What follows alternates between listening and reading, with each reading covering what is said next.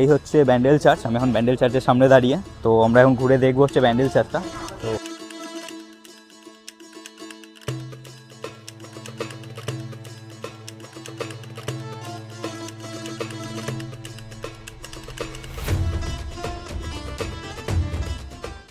Hello everyone, welcome back to my channel.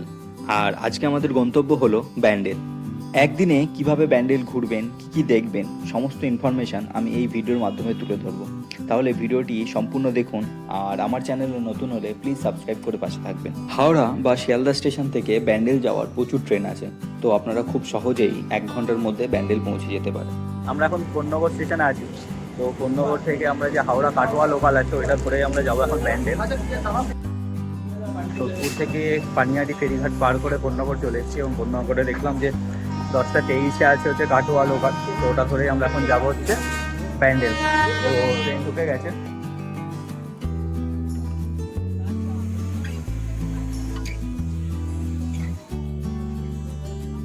এখন ঘড়িতে হচ্ছে 11টা 15 বাজে, আর আমরা ব্যান্ডেল স্টেশনে নেমে গেছি।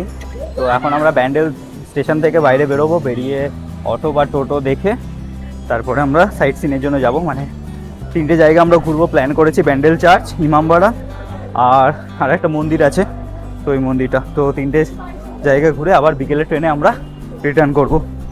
তো এখন আমরা যাচ্ছি হচ্ছে স্টেশনের বাইরে। আমরা এখন অটোতে বসে আছি, মানে ব্যান্ডেল স্টেশন থেকে বেরিয়েই বাইরেই হচ্ছে অটো স্ট্যান্ড। তো অটো স্ট্যান্ডে আমরা এখন বসে আছি অটোতে। ফার্স্টে যাবো হচ্ছে ব্যান্ডেল চার্চ, তারপর হচ্ছে ইমামবাড়া যাব।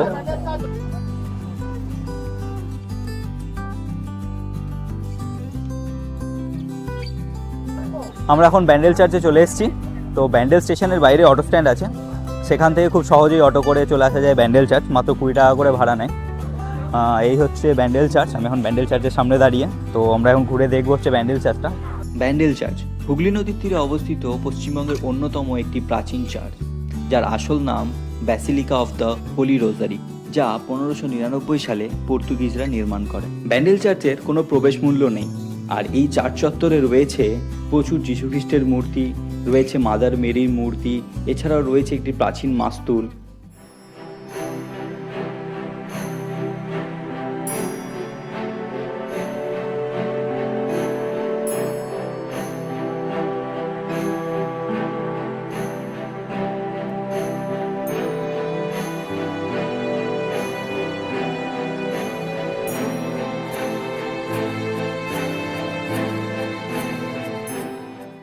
এরপর ব্যান্ডেল চার্চ থেকে আমরা রওনা দিই হুগলি ইমামবাড়ার উদ্দেশ্যে। আমরা এখন চলে এসেছি ইমামবাড়াতে, মানে হুগলি যে ইমামবাড়া আছে ওখানে। তো টোটোতে ভাড়া হচ্ছে 20 টাকা করে ব্যান্ডেল চার্চ থেকে ইমামবাড়া পর্যন্ত। তো এখন আমরা ইমামবাড়া চলে এসেছি, এখন এর ভেতরে ঢুকবো। ভেতরে টিকিট হচ্ছে 20 টাকা করে, তো 20 টাকা টিকিট কেটে আমরা ইমামবাড়ার ভেতরে এখন ঢুকবো। হুগলি ইমামবাড়া হুগলি নদীর তীরে অবস্থিত এক ঐতিহাসিক স্থাপত্য, যা 19 শতাব্দীতে হাজি মোহাম্মদ মহসিন নির্মাণ করেন। এই ইমামবাড়ার ভেতরে রয়েছে একটি সূর্য ঘড়ি ও একটি 150 ফুট লম্বা ক্লক টাওয়ার।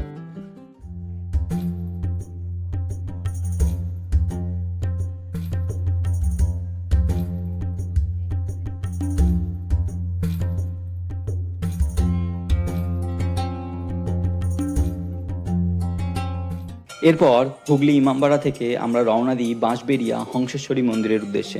ব্যান্ডেল চার্চ থেকে এই মন্দিরের দূরত্ব প্রায় 7 কিলোমিটার, টোটো ভাড়া 150 থেকে 200 টাকা।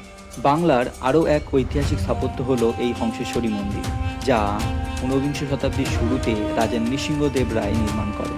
এই মন্দিরের বিশেষত্ব হলো মন্দিরের 13টি চূড়া, যেগুলো পদ্মপুরীর আকৃতিতে নির্মিত, এবং এই মন্দিরে মা কালী হংসেশ্বরী রূপে পূজিত হন। এই হংসেশ্বরী মন্দিরের পাশেই রয়েছে আরও এক প্রাচীন মন্দির, অনন্ত বাসুদেব মন্দির। আর এই মন্দিরটি বিখ্যাত হলো তার দেওয়ালে টেরাকোটা শিল্পের জন্য। এই মন্দির দেখার পর আমরা 20 টাকা ভাড়া দিয়ে চলে আসি বাঁশবেড়িয়া স্টেশনে, এবং সেখান থেকে রওনা দিই বাড়ির উদ্দেশ্যে। আর এখানেই শেষ হলো আমাদের ব্যান্ডেল ভ্রমণের ভিডিও। খুব শীঘ্রই দেখা হচ্ছে আর একটি নতুন ভিডিওতে। আর ভিডিওটি ভালো লাগলে প্লিজ লাইক, কমেন্ট আর সাবস্ক্রাইব করে পাশে থাকবেন।